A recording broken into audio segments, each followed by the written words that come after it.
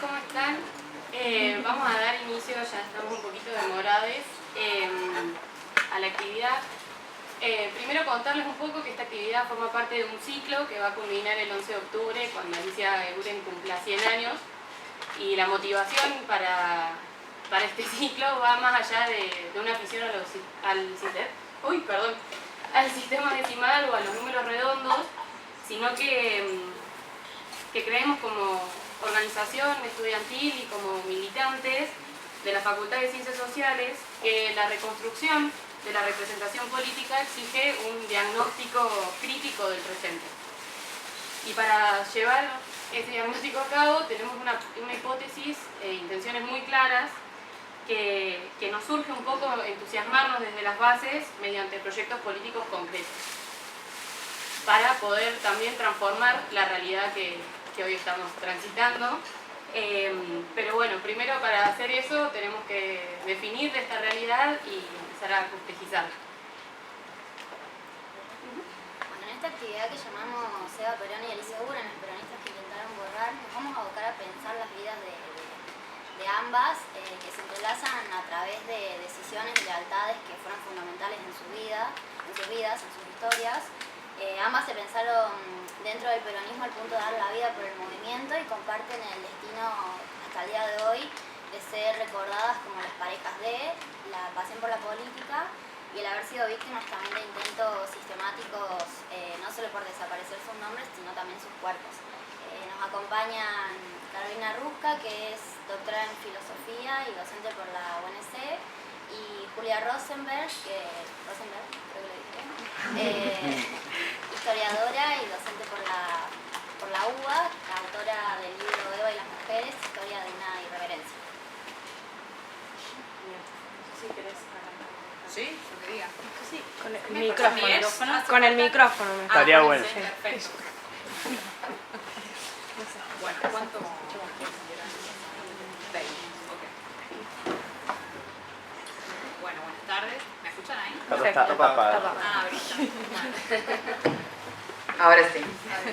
Buenas tardes a todos y todas. Bueno, me van a perdonar que yo tengo mis notitas siempre a todos lados, porque si no, porque además si no puedo arrancar y terminar en cualquier parte. Bueno, antes que nada, muchísimas gracias por la invitación. Me parece la verdad que es un proyecto precioso y muy necesario también ponernos a pensar estas cosas, así que muy agradecida. Bueno, un poco leyendo la fundamentación y la idea de cuestionar un poco esta recepción de las mujeres y muchas preguntas que flotan incluso alrededor de pensar otra forma de recuperar esas figuras, ¿no? La pregunta por el feminismo, son muchas las preguntas que van dando vueltas. A mí me interesa pararme en algunos puntos en particular. Voy a empezar con una anécdota de Juan Perón, a quien su padre, que también reconoce tarde, ¿no? Mario Perón, está ese famoso libro Juancito Sosa, porque antes es Juan Sosa. Su padre le regala 3 libros. Uno, las cartas de Chesterfield a su hijo, que hoy uno lo lee y parece medio un libro de autoayuda, digamos, tendría como ciertos consejos para manejarse en la vida. Le da ese libro y le dice, para que aprendas a manejarte entre los hombres. Le da al Martín Fierro, le dice, para que nunca te olvides que sos un criollo. Ahí, bueno, uno puede especular sobre la intención de eso. Y le regala Vidas paralelas de Plutarco. Le dice para que sea uno de ellos, para que aprendas de ellos, ¿no? Vidas paralelas es un libro de, pensemos, 8 siglos antes de Cristo, que son 20 vidas, entre las cuales está la de Licurgo. Evita en una nota famosa que le hace la revista Time, el periodista le pregunta, ¿y usted qué lee? Y ella le contesta bastante molesta, porque siempre está la sospecha de que no lee. Entonces le dice, me gusta todo, como diciendo, de la insistencia, el tipo le dice, mi favorito es Plutarco, un escritor antiguo, ¿no? Bueno, lo que hace Plutarco en Vidas Paralelas es... qué grande esto. Como, bueno. Lo que hace Plutarco en Vidas Paralelas es, con una vocación historiográfica, pero también didáctica, dice, voy a pensar ejemplos vivos, ¿no? Voy a pensar vidas, no historias, ¿no? De los grandes hombres. De hecho, una de las ediciones era vidas de varones ilustres, porque por supuesto los 20 son hombres. Pero dice algo interesante, que es con la fuerza de su propia realidad impulsan a actuar, ¿no? Y dice que lo escribió estimulado por los demás, además, ¿no? Como para que recreemos las virtudes del pasado. Y es interesante porque ahí está Julio César, digo, hay personajes, Alejandro Magno, digo, ¿no? Pero tanto Evita, sobre todo, y Perón toman al Licurgo. Yo creo, en primer lugar, que podemos pensar las vidas de Alicia y Evita como vidas paralelas, ¿no? Vidas que se entrecruzan, que dialogan, que unas son precursoras de otras, esa palabrita precursores va a ser clave, y que además son vidas que nos impulsan también a la acción, ¿no? En ese sentido, en el peronismo, me parece a mí, y en el feminismo, sobre todo, pensando en esta idea de precursores, una palabrita que Evita usa en Historia del Peronismo, quizás es más interesante sostener la pregunta que la respuesta fueron feministas, no fueron feministas y demás, dado que además es una época donde había quienes efectivamente se afianzaban a esa identidad y enunciaban desde ese lugar, pero también hay quienes, si bien no lo hicieron desde ese lugar, multiplicaron esa identidad política, me parece que es el caso de Evita, y no solo la multiplicaron, sino que interpelaron a quienes sí se paraban en esa identidad feminista para decirles, bueno, quizás el feminismo puede ser otra cosa, ¿no? Son ambas figuras que tienen una propia densidad política, histórica y también intelectual. Y son formas muy distintas, son vidas paralelas sin duda. Podemos pensar como articula ese paralelismo, vidas irreverentes, utilizando la palabra tan acertada de ese libro precioso de Julia. Y esa irreverencia Evita, entendemos claramente de qué está conformada, todos esos gestos irreverentes frente al poder, frente a su propia historia. Y en Alicia también hay una irreverencia muy temprana, me parece a mí, que es la de haber sido muy tempranamente peronista, siendo una universitaria, donde habitando los círculos más ilustrados, una joven universitaria de clase media, mínima, y decide muy tempranamente hacerse peronista, y eso es una gran irreverencia. Que la irreverencia en cierto sentido es... me acordé de una cosa. Hay algo muy interesante que dice Horacio González en un librito que se llama Evita, la militante en el camarín, que lo tradujimos en la Facu de Filo, porque Horacio lo escribe en el exilio, en Brasil, en portugués, por un encargo, además.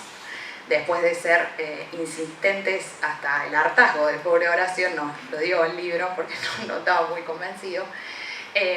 Y en ese libro dice, hay otra irreverencia de Evita que no nos tenemos que olvidar, que es la de haber incorporado al lenguaje político ideas como el amor, la pasión, la fogosidad, que pertenecen al lenguaje de la intimidad en ese momento, y que ella en otro gesto más irreverente, lo pone sobre lo público, generando una incomodidad muy grande sobre eso, pero además alterando fuertemente toda la gramática del lenguaje político de la época, ¿no? Y por supuesto completamente retomada, en cierto sentido también por una gramática revolucionaria, toda la idea del fuego. Alicia dice sobre Eva, ella es la que mantiene viva la llama de la revolución, ¿no? Bueno, vuelvo. La irreverencia como gesto, ¿no? El negarse a la reverencia es el negarse a consentir, ¿no? Es el negarse a la sumisión. Y el consentimiento es el lugar donde efectivamente, casi por excelencia, se pone a las mujeres, ¿no? Está esa frase de Kierkegaard de que las mujeres por naturaleza consienten, incluso en la forma de la resistencia. Fantástico. Irónicamente fantástico. El tema es que quien se limita a consentir, es decir, a ser sumiso, a obedecer, a reverenciar, de ninguna manera puede conducir, ¿no?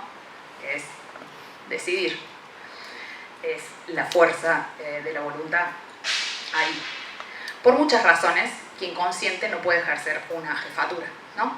Fundamentalmente por su irracionalidad, ¿no? Porque la jefatura requiere una racionalidad que no es la emotividad, que no es la fragilidad, que no es la histeria, otro lugar, ¿no?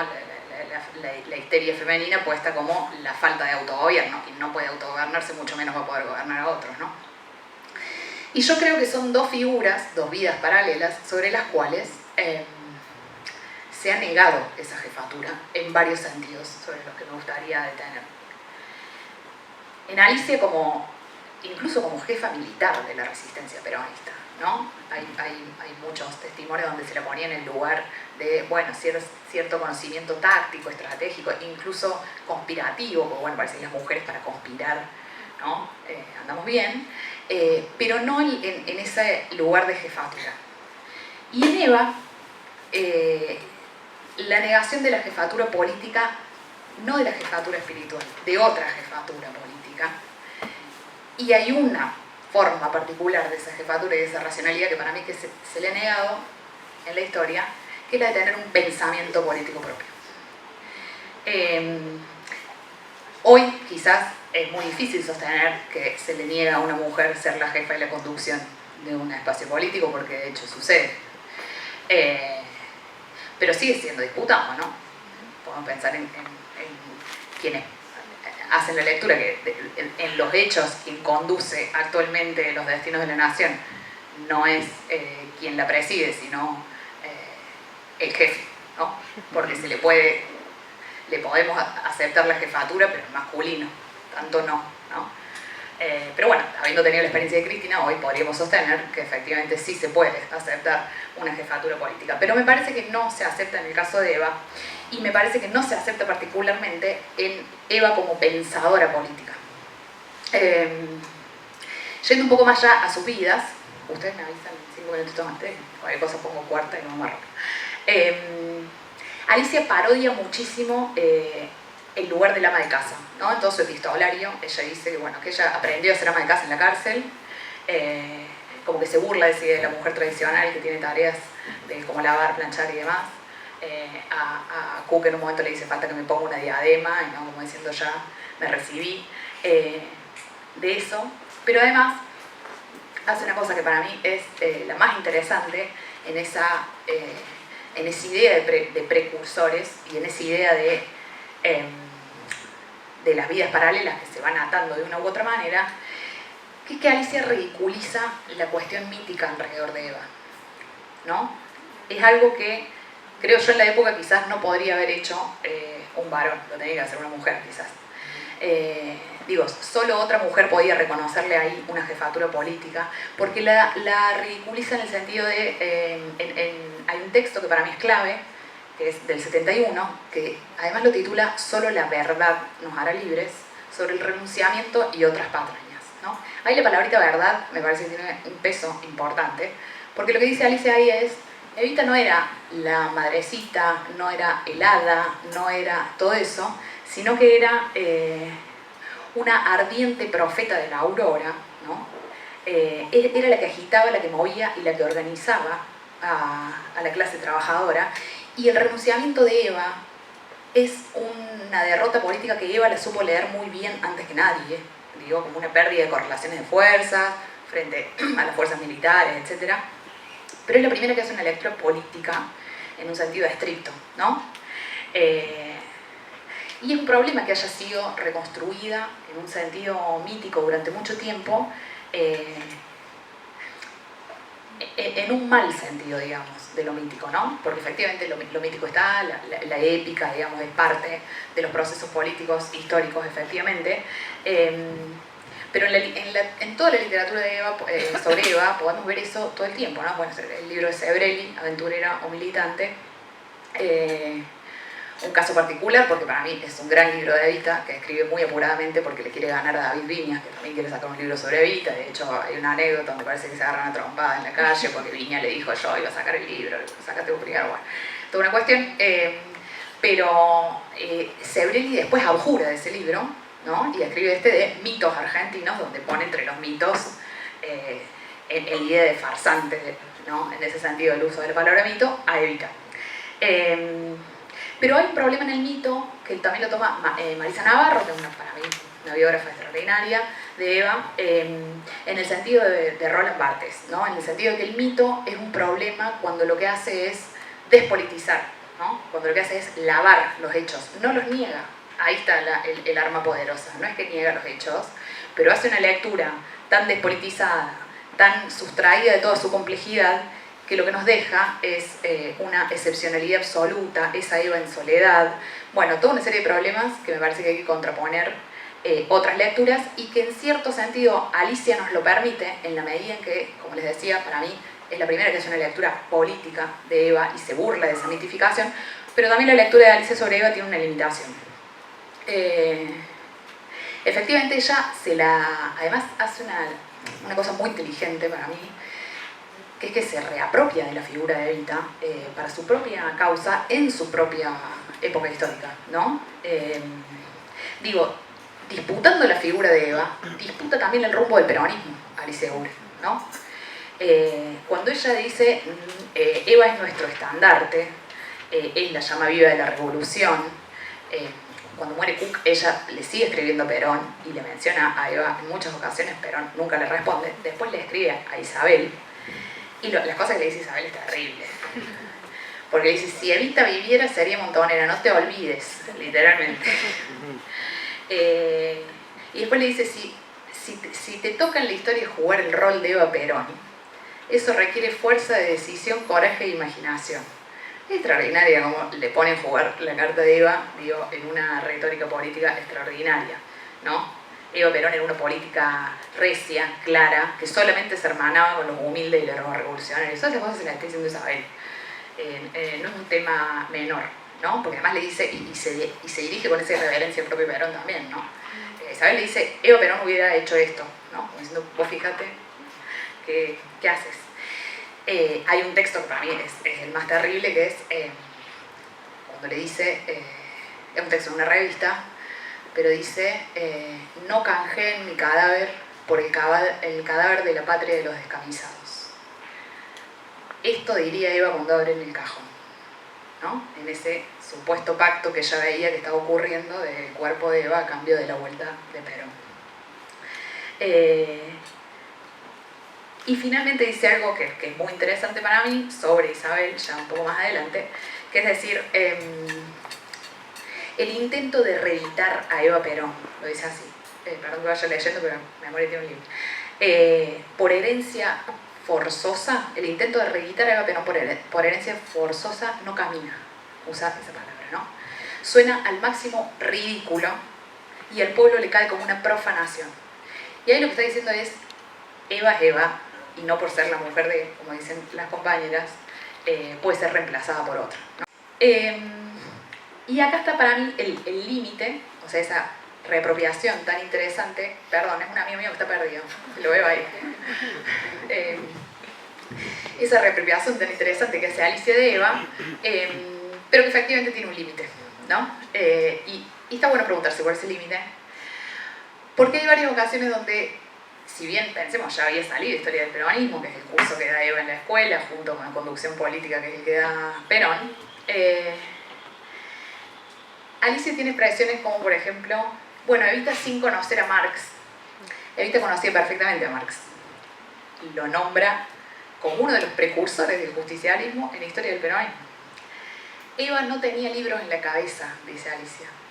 Eva tenía muchísimos libros en la cabeza. Después podemos preguntarnos qué pasó ahí con... Alicia no tiene un vínculo fácil con el Partido Peronista Femenino. Primero que al haber, incluso habiendo sido una temprana peronista, no forma parte ni de las candidatas a legisladoras, ni de las 3.000 y pico de... Me da vergüenza decir y pico delante de una historiadora, perdón.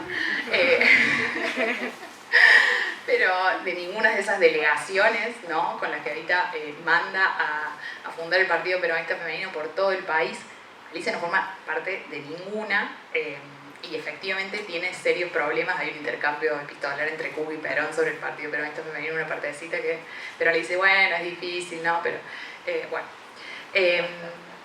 Pero Eva no es solamente acción política, Eva no es el feminismo práctico, como se escucha muchas veces, pragmático, ¿no? Por muchas razones, el feminismo de Eva tiene una interseccionalidad inédita, que uno lo lee y no sabe de dónde sacó tantas cosas, pero hay otras cosas que sí se sabe de dónde las sacó, porque Eva tenía un pensamiento político propio, y a mí me parece que es muy necesario rescatar eso. Eva era fanática, una palabra que le encanta además, que no va contra la razón, nota al pie, de Licurgo, de ese Licurgo de Plutarco, del Licurgo de las vidas paralelas. Licurgo fue un legislador, como les decía, de Esparta, que a diferencia de otras ciudades griegas, fundamentalmente Atenas, donde las leyes tenían una modificación cuasi permanente, digo, no era parte de la conflictividad propia de esa ciudad. Está quienes leen además la democracia ateniense como una anarquía, llegado al extremo ese caso, y se dice que las leyes de Licurgo duraron 500 años, ¿no? Una cosa como bastante excepcional. ¿Qué decía Licurgo? 5 minutos, voy rápido. Licurgo hablaba de la redistribución de la tierra, hablaba que efectivamente había una oligarquía, pero además él dice que va a pintar todas las puertas de las casas iguales para que ninguna envidie a la otra, ¿no? Contra la oligarquía espartana. Fíjense que Evita, cuando hace los chalets, dice, cuando le preguntan ¿y por qué hace estos chalets para los pobres? Básicamente dice, para que no tengan envidia de la casa de los oligarcas y los ricos, ¿no? Las mujeres espartanas, contra las mujeres atenienses, contra la idea aristotélica de las mujeres, perduraba bastante, las mujeres eran entrenadas en carreras, en luchas. Se consideraba que Licurgo consideraba que las mujeres tenían que tener un cuerpo fuerte, no solamente para parir a los mejores guerreros, sino para ellas mismas, ¿no? Ser guerreras. Y en Historia del Peronismo, ella rescata mucho de Licurgo, ¿no? Quien elimina las monedas de oro y de plata para eliminar la avaricia y pone las de hierro, que redistribuye toda la tierra de Esparta en partes iguales, ¿no? Para que no haya ni ricos ni pobres, dos de los más grandes males de la humanidad. Y ella dice, ahí en Historia del Peronismo, hemos recuperado, leemos historia porque queremos buscar precursores, aprender de los mejores hombres, entre los cuales está, por supuesto, Perón, ¿no? Ahí hay un desarrollo que es interesantísimo. Habla de Esparta como ejemplo entre la diferencia entre pueblo y masa. Ese desarrollo teórico es estrictamente de Evita. ¿Por qué hay un pueblo y no una masa? ¿No? Bueno, porque el pueblo, dice, tiene responsabilidad social, tiene organización social y tiene identidad social, tiene una personalidad propia, ¿no? Hay toda una serie, no me voy a detener, en todo caso después seguimos la conversación, pero hay un desarrollo efectivamente teórico de Eva, y hay que preguntarse por qué también va hasta ahí, como les decía, no era de las vidas paralelas la más emblemática o de las más conocidas, por qué va ahí a la antigüedad, ¿no? En el discurso que ella da en 1950, en la inauguración de los torneos de los Juegos de Evita, le da a cada niño, una copia de la nueva Constitución y le dice, acá tienen una nueva Constitución, peronista y espartana. ¿Qué es lo que hay ahí? Una teoría de la igualdad. Evita tiene una teoría de la igualdad. Evita efectivamente hace un análisis de Marx y dice, Marx es un precursor del justicialismo, porque nosotros no somos ni capitalistas ni comunistas, somos justicialistas, dice, ¿no?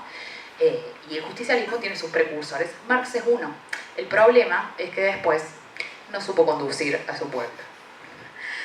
En la Revolución Francesa, como uno de los hechos precursores del justicialismo, lo pone ahí Robespierre, que lo lee, y dice, la Revolución Francesa fue fantástica, es precursora del justicialismo, no encontró conductor. O sea, los análisis son extraordinarios. No es cierto que no tenía libros en su cabeza ni que no conocía a Marx. Y además hace un rescate estratégico, ¿no? Porque las mujeres espartanas eran también las que se sacrificaban, con esto voy cerrando, las que se sacrificaban en un sentido radical, ¿no? En plena guerra, la mujer espartana le daba el escudo a su hijo y le decía, o volvés con él o volvés arriba de él, ¿no? Esa anécdota que cuenta Rousseau sobre esa mujer espartana que le llegan las noticias de la guerra y dice, decime qué pasó. Y le dice, tus 5 hijos murieron. Decime si ganamos la guerra. No. Esa noción sacrificial, Evita no la recupera. Entonces también hay que pensar la cuestión del sacrificio. ¿Por qué? Bueno, porque quizás no era esa la época histórica que estaba viviendo Evita, ¿no? De un conflicto bélico semejante o de lo que vino después del 55. Evita efectivamente está viviendo otra cosa, no está viviendo lo que vivió Alicia, ¿no? De alguna manera me parece que hay que empezar a pensar a estas compañeras. En Alicia, bueno, hay toda una producción literaria y política más evidente, pero hay que poder, me parece, pensar a Evita como una pensadora política que volcó ese pensamiento sobre un proyecto político particular y ponerlas a dialogar en ese sentido. Y también me parece que ese diálogo nos puede hablar a nosotros y nosotras en la manera en la que pensamos hoy cómo hay que hacer política, ¿no? En el vínculo entre el pensamiento y la acción, en la manera en que pensamos a esos grandes hombres de la historia. Bueno, pensar que las grandes mujeres también tienen efectivamente un pensamiento político y pensar que nos puede hablar también incluso de los feminismos, ¿no? Esa manera de pensar los partidos, pero el Partido Peronista Femenino en sus unidades básicas, porque era ahí donde se leían estas cosas también, ¿no? Y donde se discutía la política local y demás, pero digo, también era un lugar de formación. Y Eva también saca la cuestión de las mujeres y la educación en Esparta. Es impresionante cuando uno lee la manera en la que Eva construye el Partido Peronista Femenino. Entonces quizás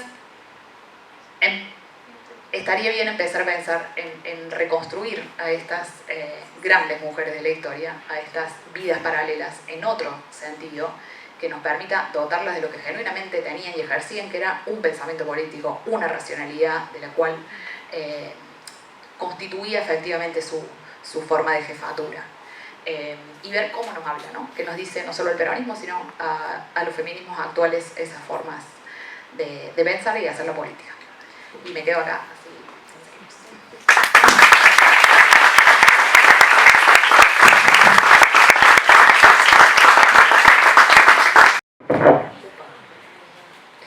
Bueno, ¿cómo andan? Bien. Muy agradecida por la invitación a las compañeras de Laburen, a Caro también por compartir este momento, este rato, y a ustedes por estar acá, por supuesto. Nada, me pareció buenísimo el recorrido que hizo Caro, las puntas que planteó para pensar. Yo no soy una gran estudiosa de Alicia Guren, así que vengo a pensar a Eva a través de Alicia Guren quizás. Nada, con cantidad de cosas que de alguna manera se tocan con lo que estuvo planteando Caro recién, ¿no? Creo que hay algo de vidas paralelas entre Eva y Alicia, pero también hay una diferencia generacional, no sé si tanto de edad, sino que acá en esta bellísima línea de tiempo, muy de historiadoras esto les quiero decir, muy así, muy clara realmente.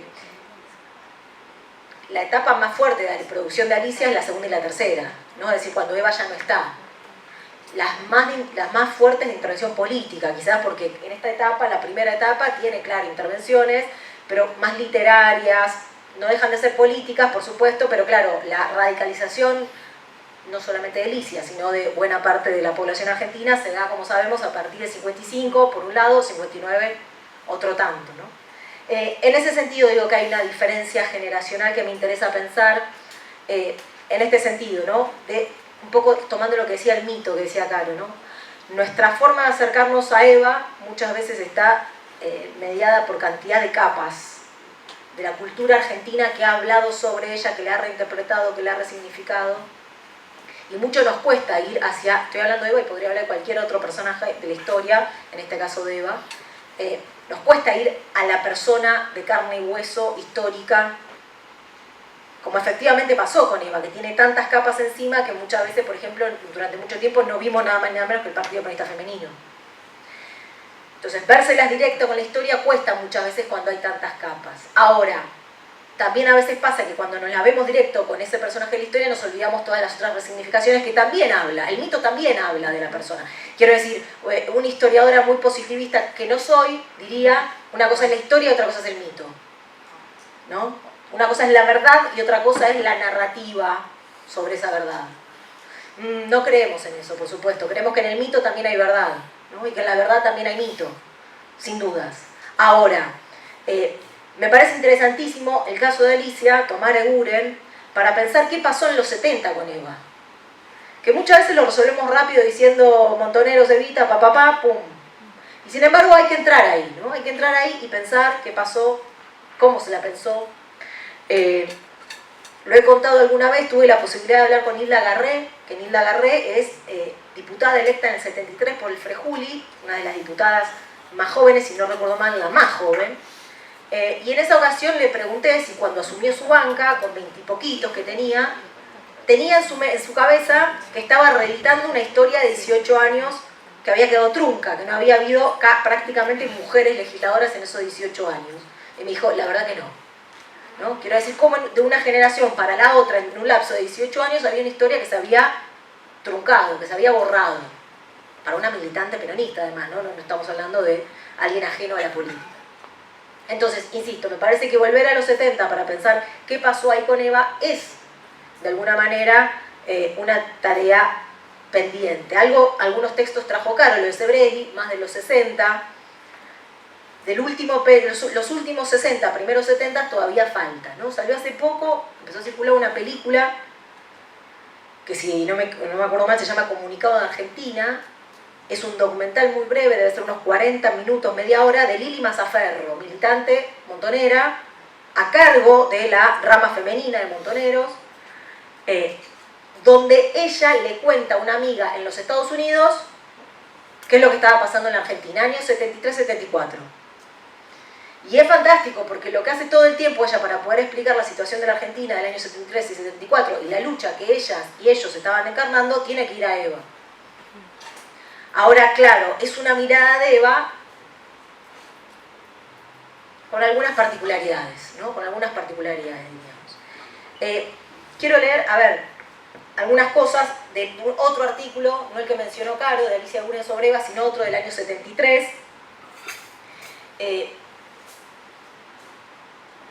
Me gusta marcar esto, ¿no? Que Alicia se pelea mucho con las que fueron delegadas legisladoras de Eva, ¿no? De hecho, se cruza con ellas en la cárcel de Humberto Primo, con Ana Macri, con Delia Parodi, se agarra de los pelos.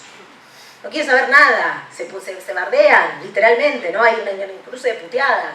En eso digo que hay una diferencia generacional, no tanto de edad, sino que si uno la ve a Juanita Larrauri, una de las primeras senadoras también en entrar al Congreso de la Nación gracias a las elecciones de 1951, en 1973, que se toma el avión con Perón de vuelta, Juanita Larrauri está anclada en los 50, es estéticamente una señora de los 50. Si uno la mira a Alicia, bueno, no pasa eso. Claro, en el medio está la segunda ola, en el medio está la minifalda, en el medio está la píldora anticonceptiva, en el medio está todo eso entre una generación y la otra. La sensación es que las mujeres que estuvieron con Eva, que fueron elegidas por Eva, que fueron militantes de Eva, que fueron cuadros de Eva, quedan en una época a la cual la segunda ola no le termina de llegar, digamos, ¿no? No le termina de llegar. Voy a poner en discusión eso que acabo de decir, pero pongámoslo así por ahora. La sensación con Alicia es que cuando llega la opción armada, la está esperando con los brazos abiertos, ¿no? Alicia está, pero muy contenta de que efectivamente el peronismo pueda radicalizarse hacia una opción que ella lee en Eva desde muy temprano, ¿no? Esto ya estaba acá, dice Alicia, en una disputa que da por el símbolo de Eva, porque por supuesto Juanita Larrauri y Delia Parodi iban a decir, no, Eva es la que nos forjó a nosotras, ¿no? Hay una disputa hacia el interior del bloque femenil, del bloque de mujeres, del peronismo durante todos los 60 y los 70, ¿no? Alicia va a querer reconstruir el Partido Comunista Femenino, pero no lo va a decir de ninguna manera, para eso ya está Delia Parodi haciéndolo, ¿no? Dejá a las señoras del partido hacer el partido. Y acá me interesa marcar algo, que es que se le suele señalar siempre a Eva y al Partido Comunista Femenino. Carolina Barri es una de las que ha investigado el Partido Comunista Femenino, y ella, junto a otras, Bianchi, o una historiadora previa en estos estudios de los 80, suelen señalar algo que a mí, con lo cual a mí me interesa discutir, que es esta idea de que el Partido Comunista Femenino, de que Eva, eran muy rupturistas en algunas cosas, el voto, por ejemplo, pero muy conservadoras en otra. Incluso Carolina Barri llega a decir que llega a hablar de un discurso artificioso, un discurso artificial que habría tenido Eva y el Partido Peronista Femenino para no decir que hacían política, según ellas, decir que hacían acción social, pero en el fondo hacer política. No decir que las mujeres estaban incorporándose por primera vez al Congreso, sino hacer otra. Como que había una máscara, ¿no? Un disfraz bajo el cual Eva y el Partido Comunista Femenino hicieron todo lo que hicieron. Dice Carolina Barri, esto tiene que ver con que lo hicieron en una sociedad todavía muy poco receptiva de esta experiencia política. Entonces matizaban, para no chocar con el peronismo de los hombres, para no chocar con la otra experiencia política, la adornaban, la maquillaban. Y para mí que hay un problema muy grande, hay un problema muy grande por varios motivos. Primero porque se lleva muy de la mano con la lectura que el antiperonismo hace del peronismo, ¿no? Con Borges y la ilusión cómica, ¿no? La revista Sur que dice, ni bien llega el golpe del 55, ¿cuál es la lectura que hacen del peronismo? El peronismo como engaño, el peronismo como mentira, el peronismo como manipulación. Una máscara, vino con máscara de justicia social, pero en el fondo eran unos ladrones. Ya cuando el discurso de uno de otro se parece tanto, hay que sospechar, me parece, por lo menos. Eso por un lado, pero por otro lado, porque me parece que hay cierta vaguedad, vaguedad en cómo se lee eso que se decía. Que solamente se le pone la etiqueta conservador, punto, entonces con eso nos quedamos contentos, ¿no? Primero porque Eva, como decía Caro, ¿no? Eva tuvo una gran, y el Partido Peronista Femenino en general, la marcha del Partido Peronista Femenino es un poema, es un texto que hay que leerlo. Por Perón y por Evita la vida queremos dar, dicen miles y miles de mujeres que cantaron esa canción. Si eso conservador, en el año 49, además la marcha esa, ¿no? Año 49, mujeres dando la vida por una causa política. Pero quiero decir esto, Eva tuvo mucho texto, y si alguien se toma el trabajo serio, real, de leer el texto de Eva, y con el texto me refiero por empezar a sus 3 libros, pero podríamos seguir con sus discursos, sus intervenciones en prensa y demás, está muy lejos de ser eso un discurso conservador. Yo la he leído muchas veces esta cita y la leo porque me gusta mucho. Voy a leer varias citas de Alicia, primero de Alicia y después de Eva, pero ahora voy a empezar por Eva. Es un poco desprolijo esto, sepan disculpar. Fíjense, breve, la razón de mi vida, ¿no? Ustedes saben, Eva tuvo 3 libros, Historia del Pensamiento, que estuvo antes Caro diciendo algunas cosas, que es un libro genial, que no tiene nadie, por lo menos que yo sepa, vos Caro capaz lo encontraste, no encontré nadie en la cultura argentina que haya hecho algo con ese libro. La razón de mi vida tiene Leónidas Lamborghini, tiene pocas, para ser el libro que fue, pocas, pero tuvo algunas resignificaciones, relecturas, trabajos sobre ese texto. Historia del Peronismo, el primer libro de Eva, no tiene una sola intervención de la cultura argentina encima. Y está a la altura de conducción política, como decía Caro, estaban las clases de Perón, que era conducción política, las clases de Eva, que era la historia del peronismo. Conducción política es el manual de cualquier militante peronista, hay que leerlo prácticamente para poder ir a votar. Historia del peronismo no se lee, ¿no? Y es un libro impresionante, impresionante, de teoría política, me atrevería a decir. La razón de mi vida, del cual voy a estar hablando, así que después digo algunas cosas más, pero quería decir esto. Decir que Eva tiene un discurso conservador, fíjense cómo pega con esta cita. En las puertas del hogar termina la nación entera y comienzan otras leyes y otros derechos. La ley y el derecho del hombre, que muchas veces solo es un amo y a veces también dictador. Y allí nadie puede intervenir. La madre de familia está al margen de todas las previsiones. Es el único trabajador del mundo que no conoce salario, ni garantía de respeto, ni límite de jornada, ni domingo, ni vacaciones, ni descanso alguno, ni indemnización por despido, ni huelgas de ninguna clase. Todo eso, así lo hemos aprendido de chicas, pertenece a la esfera del amor, y lo malo es que el amor muchas veces desaparece pronto en el hogar. Y entonces todo pasa a ser trabajo forzado, obligaciones sin ningún derecho, servicio gratuito a cambio de dolor y sacrificio. Si esto es conservador, ya no sé, ¿no? ¿Dónde está lo otro, digamos, ¿no? Porque además lo está diciendo desde la Casa Rosada. Eso no es un dato menor. Lo que Eva enuncia, lo enuncia desde la Casa Rosada. Y en un año como 1951, Eva no va a la presentación de este libro porque está enferma, y quien lo presenta es Perón y el gabinete. Perón está presentando un texto que dice eso. Que el hogar, que para la época es el lugar natural de la mujer, obvio, primero, es un lugar de sacrificio y de dolor. A la página siguiente encima propone que esas tareas tienen que ser remuneradas. Con lo cual, claro, lo del discurso conservador empieza a ser un problema, ¿no? Empieza a ser un problema.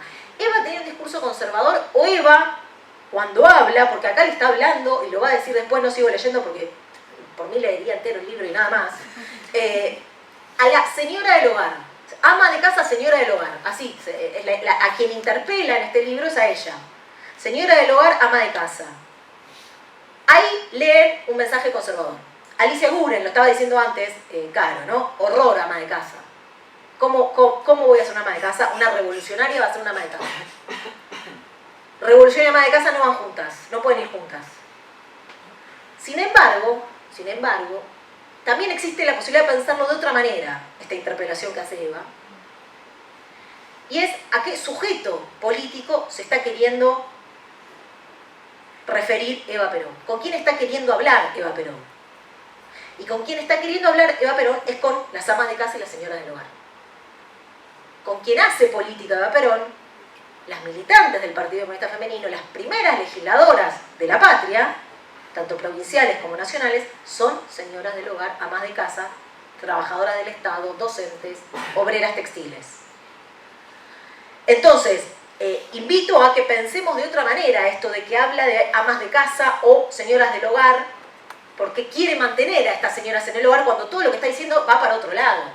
Está invitando a las mujeres a salir del hogar. Y cuando no las puede invitar a salir del hogar, lo que hace es meter a la política en el hogar. Pero sin duda la que está queriendo transformar es a ese sujeto, al sujeto al que no le habló nadie. Ni los partidos políticos ni los feminismos. Esa es la gran intervención y la gran ruptura que hace Eva respecto de los feminismos y respecto de el peronismo, ¿no? Que se mete con este sujeto que no se había metido nadie. Y a la vez, ¿no? A la vez, hay una voluntad muy grande de mayoría en Eva, permanentemente. Eva no querría nunca ser vanguardia.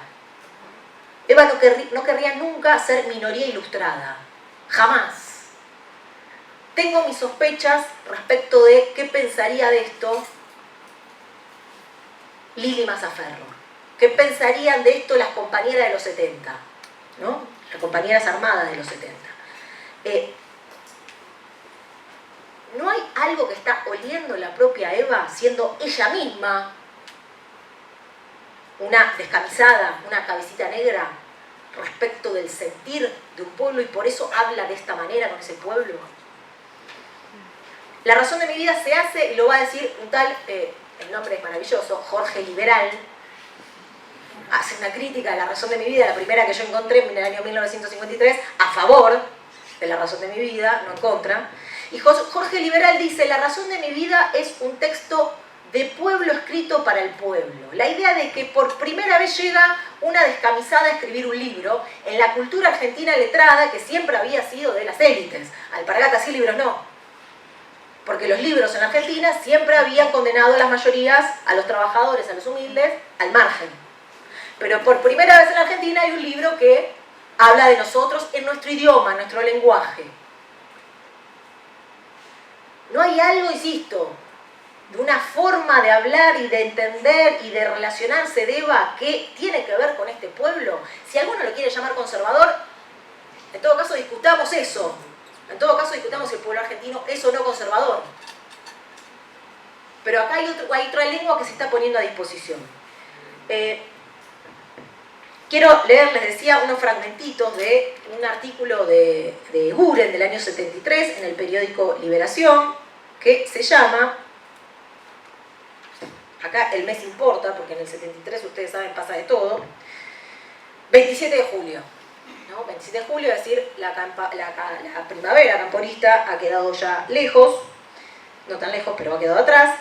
El artículo se titula La imagen de una revolucionaria. Fíjense cómo empieza. Eva Perón no pertenece a la historia de un partido político argentino. Su breve vida, su prosa cálida y cortante, su voz patética recogida en las grabaciones de la época, pronunciando como una profetisa de la revolución la derrota de un pueblo si continuaba indefenso frente a sus enemigos, su actividad implacable y el amor desgarrado de un pueblo ante la muerte de quien consideró su líder revolucionaria, el fenómeno renaciente de las nuevas generaciones argentinas del levitismo, aquella muchacha resentida y dolorida con la fuerza de 1000 hombres, no pertenece a la historia de un partido, sino al acervo de la tierra de la común revolución argentina, latinoamericana y mundial. Buenísimo, bellísimo como lo dice. Pero saca a Eva del peronismo. Saca a Eva del peronismo. Eva es la revolución, ni siquiera argentina, del mundo. Es un símbolo mundial. Se adelanta a Madonna, incluso, Alicia Guren. Leo 3 citas más de Alicia, porque es muy importante esto. Claro, yo tenía en mi cronología de producciones culturales que han pensado a Eva, como el libro de Sebrelli, quizás como uno de los primeros en pensar algo respecto ligado a la cuestión de género de Eva, ¿no? El de Sebrelli es muy importante en ese sentido, es un gran libro, al que le discuten Terán y Olmedo de la FARC, diciéndole acá no tiene nada que ver la cuestión de género, Eva es clase, pura clase, un análisis marxista de la cosa muy cuadrada y muy interesante también. Pero tenía recién una lectura de género de Eva en el libro de Horacio que mencionaba Caro antes, ¿no? Evita, la militante del Camarín del año 83, donde Horacio es el primero en hablar de feminismo ligado a Eva, ¿no? Asociar la palabra feminismo a Eva, en el año 83. Y sin embargo, fíjense lo que dice Alicia acá en el 73. En lugar de asumir el rol estúpido y retrógrado de la mujer macho, que se margina de su sexo, que sobresale de la condición del mismo, que intenta ingresar imitando simiescamente en el mundo de las jerarquías masculinas, y cuyo principal galardón es que de ella se diga es como un hombre, esta auténtica luchadora por la liberación femenina a través del arma del voto y el partido femenino peronista, impulsa y logra las primeras grandes conquistas colectivas nacionales para nuestro sexo. Está resaltando, está remarcando no solamente que Eva logró conquistas políticas muy claras como el voto o el partido, sino el hacer política de otra manera. El hacer política de otra manera, que para la mujer hacer política no sea imitar al hombre. Tenemos otra manera de hacer política, y esto a Eva le va a dar mucha bola, por eso es interesante que Alicia lo retome. Porque para Eva la importancia de la mujer en la política no era solamente que decoraban la sala de la escuela superior. La importancia de las mujeres en la política es que la lectura que hace Eva de la política argentina, y mucho lo dice en Historia del Peronismo, es que habla de la casta. Para Eva Perón, la política argentina es una casta, y durante 150 años lo fue. Entonces lo que hay que hacer es regenerar la política. ¿Cómo se regenera? Trayendo a un sujeto político nuevo que no había intervenido hasta ahora, que son las mujeres. Como son vírgenes de política, la van a regenerar y van a aportar algo nuevo y valioso. Por eso me parece que es muy interesante esto que está proponiendo Alicia acá, porque evidentemente también está hablando Alicia de su presente, ¿no? Que vale también como discusión con Montoneros, porque Montoneros, como sabemos, fue una agrupación que hacia su interior no tuvo discusiones en clave de género. Otra cita, con el marxismo también. Cita Alicia, no sé bien a quién está citando. Sin conocer el marxismo, su voz es la más claramente clasista que se ha levantado en el país. Prueba de que la lucha de clases no existe en los libros, sino en el seno viviente de la sociedad capitalista, y para entenderla y asumirla no es indispensable conocer las categorías exactas de los teóricos, sino el combate cotidiano junto al pueblo. Teniendo tantas seguridades que tenían, ¿no? La lucha de clases no existe, las palabras existen en la vida real. ¡Wow! ¿Quién podría afirmar eso, no? Hermoso. Las luchas de liberación femenina a nivel nacional y mundial no tardarán en reconocer en ella tan pronto como las posibilidades de intercambio cultural entre movimientos del tercer mundo terminen de borrar los monstruosos malos entendidos sobre el peronismo revolucionario, no demorarán en reconocer en ella a una de sus líderes más importantes. Muy arriba la pone a Eva, ¿no? Líder mundial, buenísimo. Me interesa esto del marxismo. Leo algo más chiquito de Alicia para cerrar con este texto. Voy a retomar lo del marxismo, pero también para retomar algo de lo que decía Caro. Dice así Alicia Guren sobre Eva: en vida, su acción y algunos de sus patéticos discursos reflejan con mucha mayor sinceridad su pensamiento que sus escritos publicados. Su violenta irrupción en la vida política argentina debió disfrazarse, obviamente, a nivel táctico, de una literatura emoliente en las quemaduras que producía. Claro, para Alicia el texto de Eva no importa. Es más, es feo. Dejémoslo de lado. Habla de las emociones. ¿Qué me importa a mí, una militante revolucionaria en el 73? El amor, el melodrama. Nada puede tener que ver con la revolución eso. Y así es como, no por Alicia, pero como la cultura argentina ha desplazado el texto de Eva como un texto político. Por supuesto, el 55 hizo muchísimo para que eso fuera así. Por supuesto, la cultura patriarcal, de peronistas y no peronistas, en general, ha hecho mucho para que esto sea así. Pero, de nuevo, quiero marcar cómo es una tarea todavía pendiente, en el 2025, volver a esos textos y encontrar la lectura política de Eva para desasnar esto que decía Caro. ¿Existe un pensamiento político en Eva? Capaz que no, yo creo que sí. Pero digo, ni siquiera fue formulada la pregunta. Ni siquiera fue formulada la pregunta. Porque para Alicia lo que toma de la revolucionaria Eva es su acción, no su decir. Bueno, hay un problema ahí, ¿no? Es muy del peronismo separar la acción del decir. Mejor que decir es hacer, bla, bla. Nosotros sabemos que son dos cosas que no van separadas, ¿no? Me gusta de este texto de Alicia la posibilidad de entender a ambas bajo una palabra política, bajo el signo de la revolución.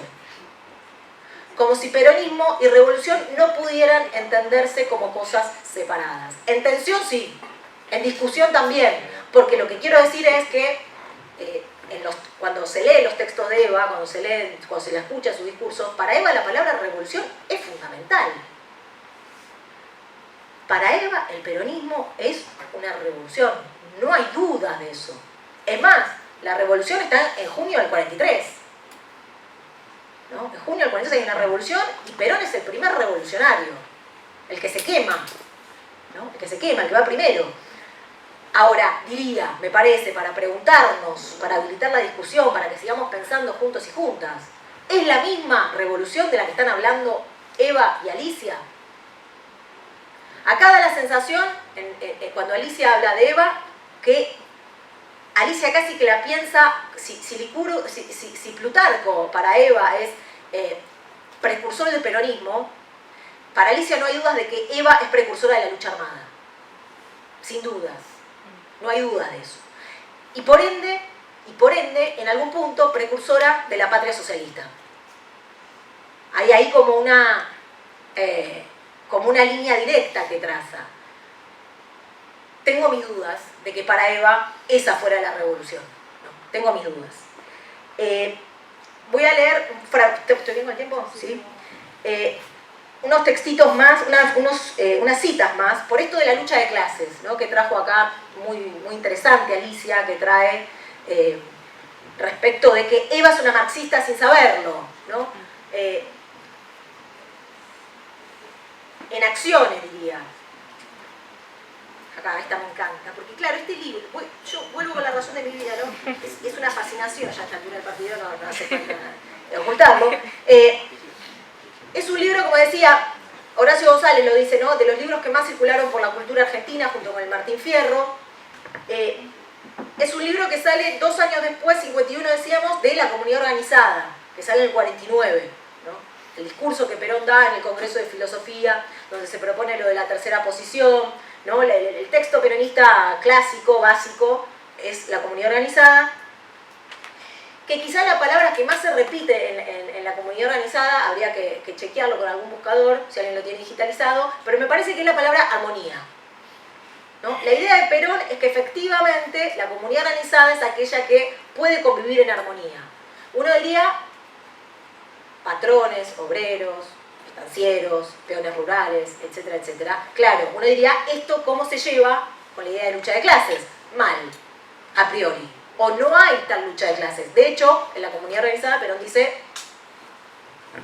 bueno, discute con la idea de lucha de clases, no me voy a meter con la comunidad organizada porque esto se va a hacer larguísimo. Pero, lo que quiero decir, vuelvo, este es un texto que sale 2 años después de la comunidad organizada, 2 textos de Estado, comunidad organizada de La Razón de mi Vida, y es un libro que siempre fue leído en clave tiene un tono melodramático, sin dudas, habla del amor y el odio permanentemente, en algo muy interesante que es lo que decía Caro antes, la incorporación de la emoción en la política.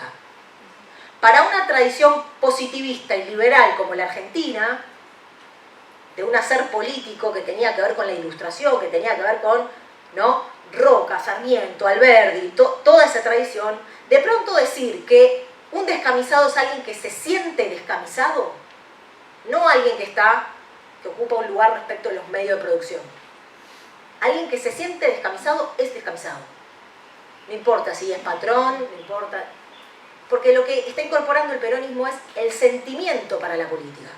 En algo muy democratizante para el hacer político. Si solamente basta con sentir, si solamente basta con amar o con odiar para hacer política, bueno, estamos hablando de otra forma de hacer política.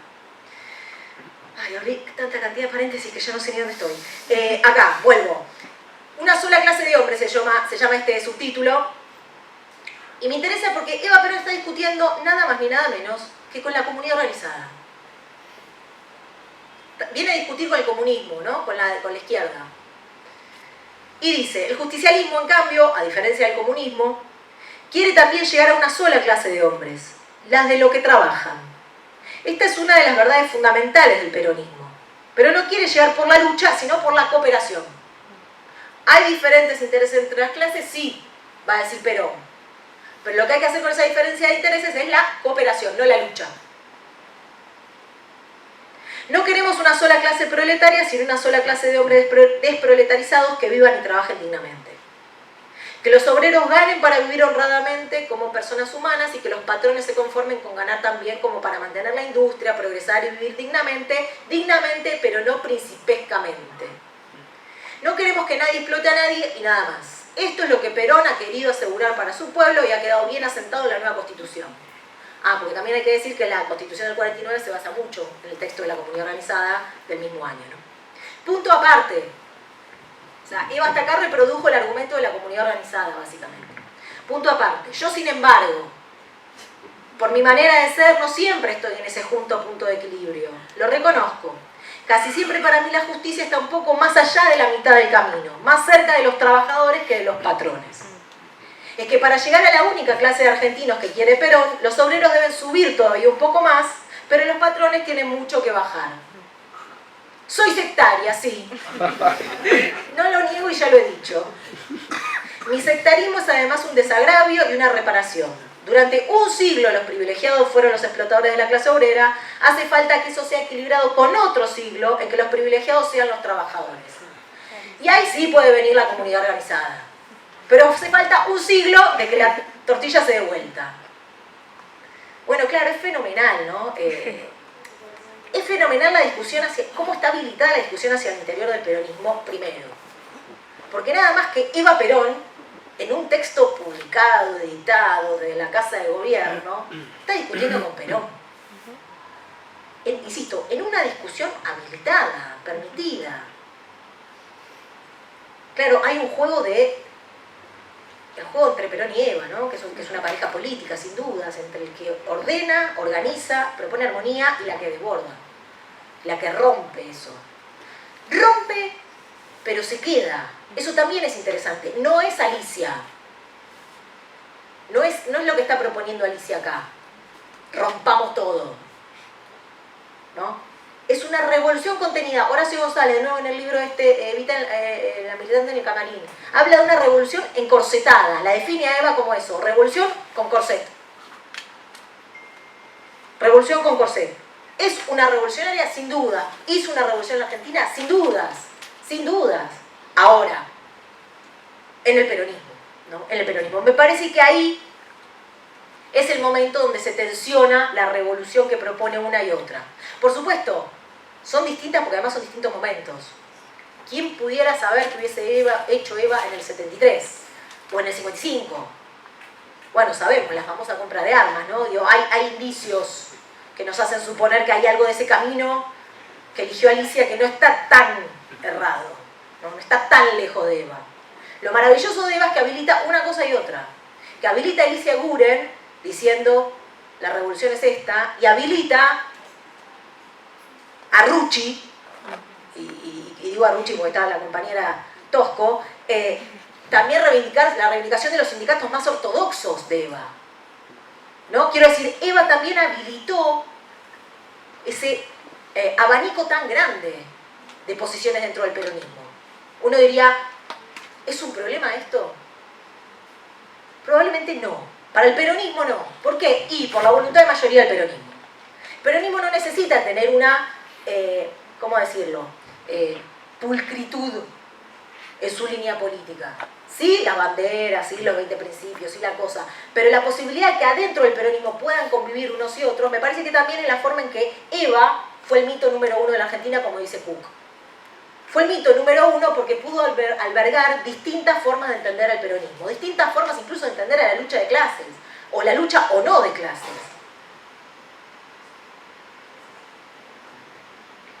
Ya no sé ni por dónde iba, Ah, esto quería marcar también, que me parece bellísimo. Esta idea de... Porque finalmente lo que quiero decir es esto, ¿no? Y esto lo dice un genial poeta Bahía Blanca, Sergio Raimondi, hizo una lectura bellísima de La razón de mi vida. El peronismo pudo ser una fenomenal distribución de la renta, fenomenal, radicalizada distribución de la renta, como no hubo nunca en la Argentina, entre capital y trabajo, también porque fue una fenomenal y nueva distribución de las palabras y los pensamientos. El peronismo pudo transformar la materialidad de la Argentina también porque transformó sus palabras y sus pensamientos, su imaginario. Y los textos de Eva y Eva Perón fue fundamental no solamente en lo material, sino también en esa nueva distribución de palabras y de pensamientos. La razón de mi vida, como el libro que estaba en las casas donde no había bibliotecas, eso se decía. El libro que está en la casa que no hay biblioteca. Que en cada hogar obrero había un ejemplar de La razón de mi vida. Claro, es una nueva distribución de las palabras, ¿no? Es una nueva distribución de las palabras. ¿Por qué el PPF, el Partido Peronista Femenino, surge, tiene 5 cláusulas, creo, el partido cuando nace, 5 o 6? ¿Cuál es una de las primeras cláusulas? Que el Partido Peronista Femenino tiene que conquistar corazones. Hermosa frase. La tarea política que le da Eva a sus militantes, a sus delegadas y sus delegadas es conquistar corazones. Que la política tiene que hacer eso, conquistar corazones. Lo traigo también porque nos reímos cuando quienes hoy están en el gobierno hablan de la fuerza del cielo. Y las fuerzas nacionales y populares se han olvidado, a mi modo de ver, hemos dejado de lado todo lo que tiene que ver con las creencias, con las emociones. Creemos que tener razón es la tarea política. Y está muy bien tener razón y hay que tenerla. Y hay que discutirlo. Pero el peronismo y Eva, si entendieron algo desde el minuto 1, es que la política también pasa por otro lado y que se logra algo cuando se toca en la gente algo de otro orden. Del sentimiento, de la creencia, del espíritu, de donde sea. Por eso este texto, La razón de mi vida, es fundamental. Porque pone a disposición palabras que tienen que ver, insisto, con el amor, con el odio. Leo una última cita y con esto cierro. ¿Te parece? ¿Sí? Hay 2 capítulos que a mí me vuelven loca de este libro, que uno se llama ¿cómo es que se llama? Me resigné a ser víctima. Que habla de su infancia, ¿no? Y que se da cuenta de los lugares que a ella le toca en la escala social, que es padecer las injusticias. Me resigné a ser víctima. Y el capítulo siguiente se llama Mi día maravilloso. ¿No? Mi día maravilloso. Porque claro, ¿qué le pasó a ella? Conocer a Perón, conocer al peronismo le permitió dejar de ser víctima para pasar a ser otra cosa. Eso es el peronismo para Eva. La posibilidad de dejar de ser víctima. ¿Para pasar a ser qué? Fíjense, lo leo acá. Está hablando de sus audiencias que tiene ella en la fundación, la gente que la va a ver. Dice, estas son las audiencias secretas. Porque la mayoría de la gente me expone sus problemas en voz alta, pero casi siempre en cada audiencia hay un poco de secreto. Entonces me dicen las cosas en voz baja, casi al oído y muchas veces llorando. Por eso, porque yo conozco las tragedias íntimas de los pobres, de las víctimas que han hecho los ricos y los poderosos explotadores del pueblo. Por eso mis discursos tienen muchas veces veneno y amargura. Ante una mujer, por ejemplo, arrojada a la calle por un oligarca soberbio y egoísta que la ha engañado con sus imbéciles palabras de amor. qué poco me parece todavía gritar con toda mi alma lo que tantas veces he gritado, que la justicia se cumplirá inexorablemente, cueste lo que cueste y caiga quien caiga. Un párrafo después dice, muchas veces he deseado que mis insultos fuesen cachetadas o latigazos, para que dándoles a muchos en plena cara les hiciese ver, aunque no fuese más que por un momento, lo que yo veo todos los días en mis audiencias de ayuda social. De ser una víctima que padece las injusticias, el peronismo la habilitó no solamente a dejar de ser víctima, sino a aquella que se toma revancha y hace justicia por sus propias manos de estas injusticias. Y por último, las palabras, la capacidad que tienen las palabras. El peronismo, La razón de mi vida, es un libro que propone que el peronismo es aquel que hace circular palabras. Primero, el peronismo como escucha. El peronismo empieza con una escucha, va a decir Eva Perón en La razón de mi vida. Y Eva Perón, en la Fundación Eva Perón, recibía todos los días cientos y cientos de personas que le hablaban y que le pedían cosas, y que esas palabras que entraban a sus oídos, muchas veces llorando, en su cuerpo, ella tenía que hacer de esas palabras gritos amenazantes contra los oligarcas. Eso es la circulación de palabras que también habilitó el peronismo, y por eso me parece interesante marcar también que lo revolucionario que tuvo el peronismo no fue solamente mejores salarios, no fueron solamente aguinaldo, no fueron solamente eso, sino que todo eso fue posible, la redistribución material fue posible porque también hubo más palabras, nuevos pensamientos y nuevos imaginarios populares.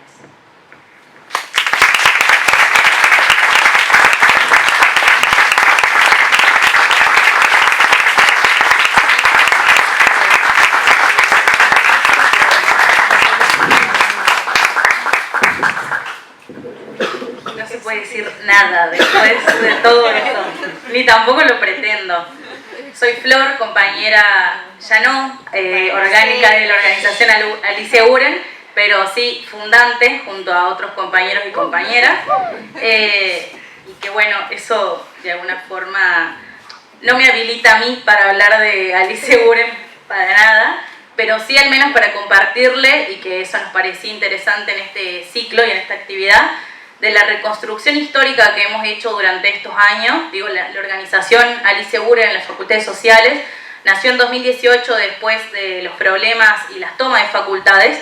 Digo, en estas aulas no, porque son nuevas, pero en aquellos pasillos nosotros entre compañeros durmiendo hemos discutido política, hemos discutido el peronismo, y en eso hemos discutido... En aquellos pasillos nosotros entre compañeros durmiendo hemos discutido política, hemos discutido el peronismo, y en eso hemos discutido también la forma de hacer política y la política que se hacía en esta facultad, y en eso fue que pensamos esta organización, y un poco también el rol que viene a cumplir, y el rol que nosotros queríamos cuando dijimos, nos juntamos en un departamento y dijimos, ¿qué nombre le ponemos a esta organización?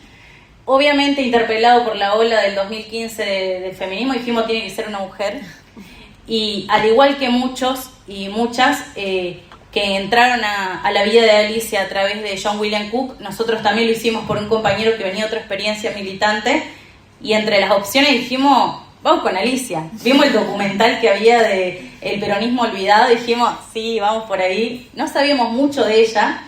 De hecho, de 2018 para esta parte salieron muchísimas cosas, entre eso el archivo Cook-Eguren, que gracias al regalo que da el hijo de Alicia, el único hijo de Alicia, sobre los escritos que habían en su casa, y que bueno, después también acá hay algunas cosas que nos regalaron y que esperamos que puedan chusmear con mucho cuidado, pero bueno, son algunos escritos de Alicia, y en eso decidimos hacer y poner el nombre de ella, no buscando para nada igualar nuestra acción política a la de ella. Digo, aparte de que es algo totalmente ahistórico, sí queríamos recuperar un recorte historiográfico y patriarcal que se hizo no solo en la historia del país, sino en la historia de nuestro movimiento peronista sobre Alicia. Y en eso a nosotros nos parecía muy interesante recuperarlo, y por eso queríamos aprovechar esta ocasión, como todas las que tratamos de hacer, de poder traer a la memoria y a nuestra memoria también, siempre, porque digo, esto es una formación interna que nosotros lo hacemos todos los años con compañeros y compañeras que se suman a la organización, porque nos parece fundamental las discusiones que nos trae poder reconocer la vida de Alicia. Y en eso decir, Alicia nació en 1925 en una familia de clase media porteña.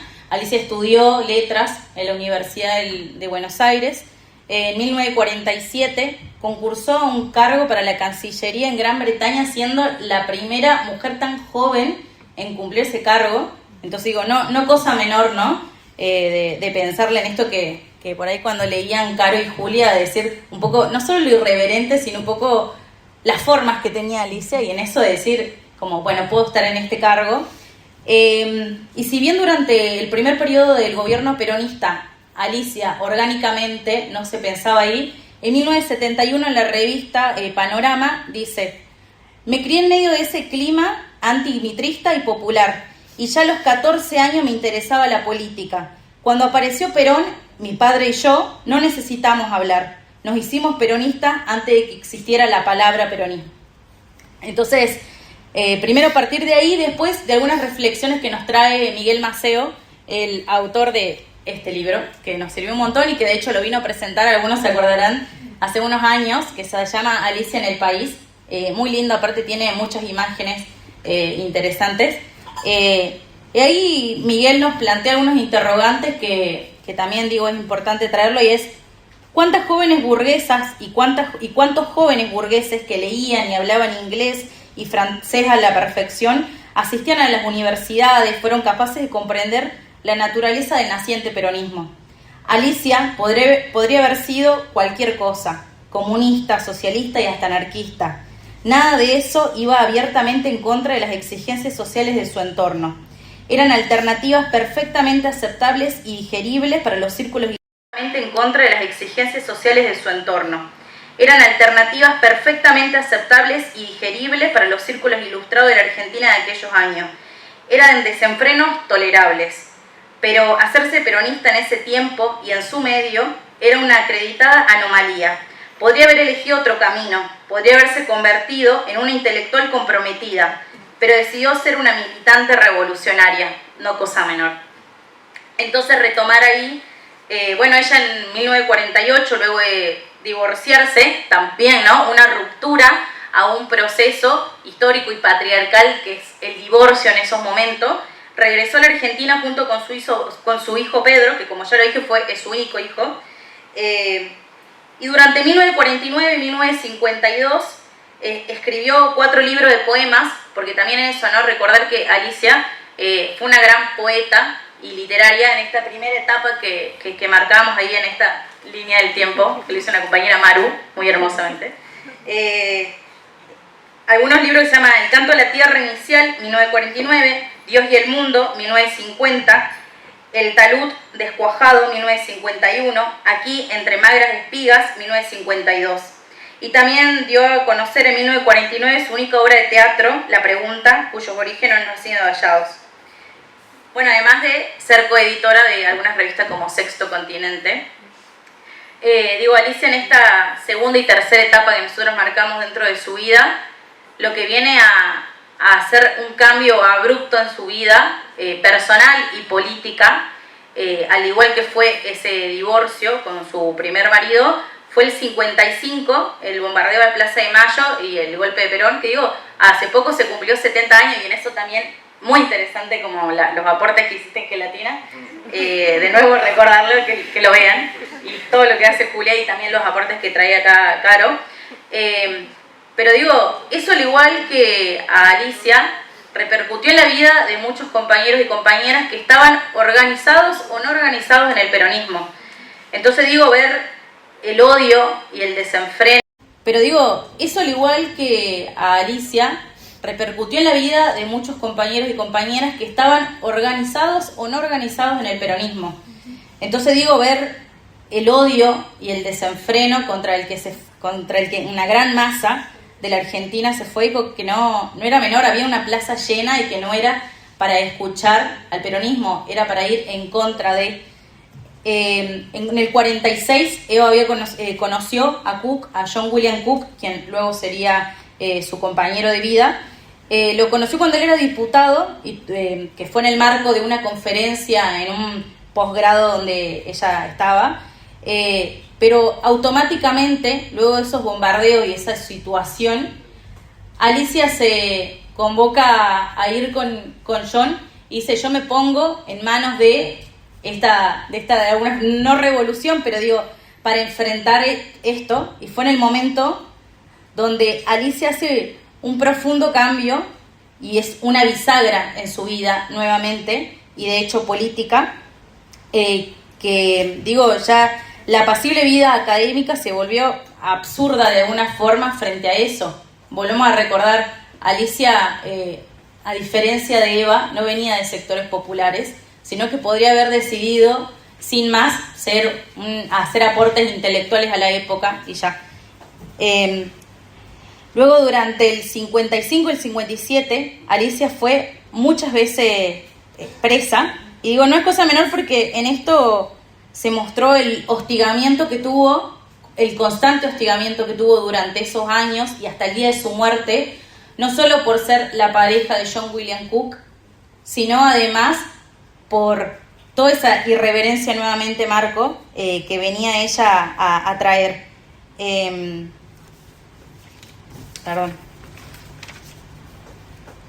Bueno, también eso, como nombraron las compañeras, la Revolución Cubana no fue algo nuevo para ellos, sino fue más bien el descubrimiento y una confirmación, y esto que ahí Julia nombraba como esperaron con los brazos abiertos junto con John, y que después tienen toda una historia, y que de hecho en el 64, con la vuelta al país, crean la Organización Acción Revolucionaria Peronista, donde lo que intentan hacer es construir cuadros insurgentes para el momento en el que se encontraba el partido peronista, y dentro de eso las pugnas que habían, e incluso en este bloque de las mujeres, y que ahí Alicia intentó incluso marcar un rumbo del cual fue bajada, pero hubo un intento de disputa, y en eso acá uno de los escritos decía como como Alicia, dentro de una de las veces que estuvo presa, decían como una de las formas de comunicarse y de estrategia era de que alguna compañera, además jóvenes, hiciera alguna acción para que fuera presa y en eso poder contactarse con ella. Digo, esas formas incluso dentro del partido peronista, que ahí lo marcaron muy bien, venían a marcar no solo otra propuesta, sino otra idea de rumbo. Luego en el 68, con la muerte de John William Cook, eso no fue ni el ocaso ni el fin de la vida política de Alicia, al igual que no lo fue de Eva Perón al conocer a Perón. Eso no es como en uno de los libros o en uno de los escritos de Maceo decía como, tanto la vida de Alicia como de Eva no se terminaron con ese cuento de princesa de el beso final, donde se termina siempre la historia de las mujeres, sino que hubo un después en Eva de conocer a Perón, hubo un después incluso de Alicia de terminada la vida de John William Cook. Después me parecía interesante, y que ya lo nombraron, en leer una partecita del escrito que hace Alicia en la revista de 1951 por el renunciamiento de Eva, algo cortito, que dice: aquella revolucionaria auténtica, aquella liberadora de una clase oprimida, la mujer, aquella asida y ardiente profeta de la aurora, la que agitaba, movilizaba y organizaba la clase obrera, la que estaba en tránsito para amarla, para encabezar los grandes saltos, esa Evita. Esa ni quería renunciar ni renunció. Evita la plebeya, la antioligarca, la antiimperialista, la que amaba su vida diaria con los desposeídos de la patria, con la materia prima palpitante de la gran aventura del hombre que es la revolución. Esa que era Evita, esa y no otra, esa no renunció, porque los revolucionarios no renuncian, ni la muerte es capaz de hacerlos renunciar. Vivos quedan en la vida de los pueblos que continúan la pelea, y su sangre y sus palabras y su ejemplo, confundidos, hermanados, más allá de las derrotas circunstanciales, de los rótulos ocasionales, más allá de las fronteras accidentales, más allá del tiempo que no los empladice, de las transitorias adversidades, el ejemplo, la fuerza, la sangre de los revolucionarios van acumulando cimientos inconmovibles para que las masas salten sus verdaderos saltos, para que el hombre rompa las coyuntas de raquitisanas y las deforman. Evita, la que nunca renunció, marcha a conmovedores combates confundida de las vanguardias guerrilleras de Ernesto Che Guevara. Con todos nuestros héroes, con todas nuestras mártires.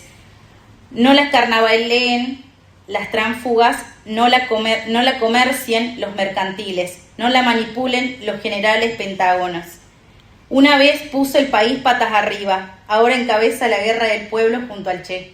Bueno, un poco para traer esa idea que nosotros hasta el momento, cuando pudimos acceder al libro de escrito del archivo, no habíamos encontrado muchas cosas o algo de que hablara Alicia de Eva, y que si bien podemos hacer reflexiones sobre lo que acá trajeron, nos parecía interesante también esto de que Alicia vuelve a poner en discusión el tema del género en la revolución e incluso en las formas de hacer política.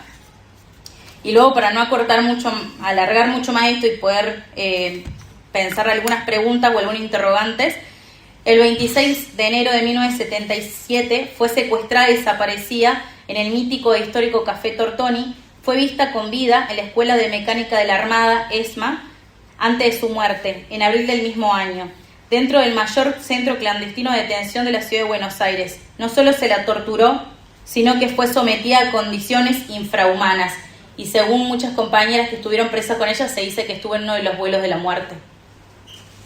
Así que bueno, me parece, y en esto sí comparto con los compañeros de la organización, nos parece interesante en esto que en su libro marca Julia, de que volver a mirar a Eva como una dirigente política también nos hace repensar el peronismo, y en eso nosotros sí recuperamos muchas cosas, incluso de Alicia, y en esto de repensar y repensarnos continuamente en la política. Así que eso.